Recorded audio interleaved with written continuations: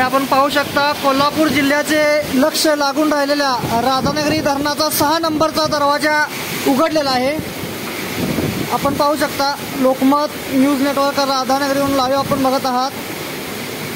कोल्हापूर जिल्ह्याचे लक्ष लागून राहिलेल्या राधानगरी धरणाचा 6 नंबरचा दरवाजा उघडलेला आहे।